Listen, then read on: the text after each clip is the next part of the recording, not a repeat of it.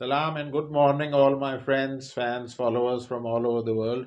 You know that my teachers, my friends, and my students, I've taught over 250,000 students in my teaching career, which spans over 4 decades.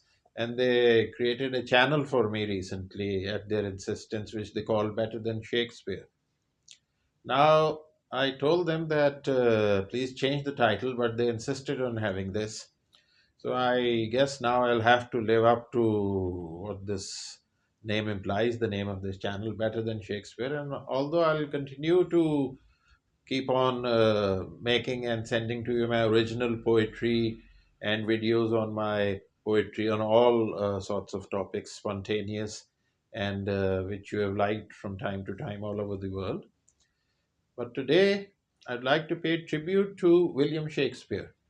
Now, I've taught Shakespeare for over 40 years at postgraduate and doctorate level to thousands upon thousands of students, male and female, in the finest universities all over the world and in Pakistan. And I am very much enamored of the great bard of Avon. So today I would like to pay a tribute to William Shakespeare by performing before you his famous poetry from Hamlet, Prince of Denmark, which by universal consent is considered to be the greatest English play ever written. And this soliloquy is supposed to be the most difficult to recite in the world, and it is also the world's most famous dramatic soliloquy. So,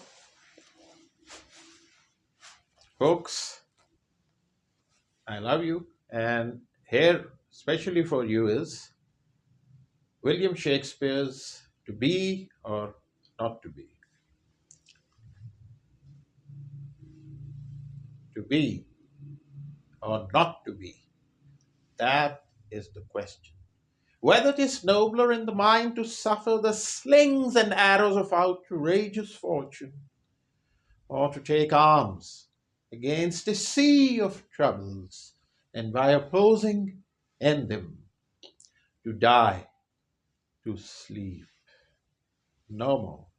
And by a sleep to say we end the heartache and the thousand natural shocks that flesh is heir to, 'tis a consummation devoutly to be wished, to die, to sleep. To sleep. Perchance to dream, aye, there's the rub.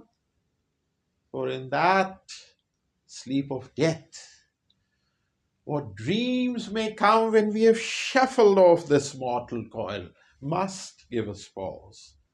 There's the respect that makes calamity of so long life. For who would bear the whips and scorns of time, the oppressor's wrong, the proud man's contumely, the pangs of despised love, the law's delays, the insolence of office, and the spurns that patient merit of the unworthy takes, when he himself might as quietus make with a bare bodkin? Who would pardons bear to grunt and toil under a weary life, but that the dread of something after death, the undiscovered country from whose bourne no traveller returns, puzzles the will, and makes us rather bear those ills we have than fly to others that we know not of. Thus conscience doth make cowards of us all, and thus the native hue of resolution is sicklied over with the pale cast of thought, and enterprises of great pitch and moment with this result their currents turn awry and lose the name of action. Softy now, the fair Ophelia, nymph, in thy orisons be all my sins remembered.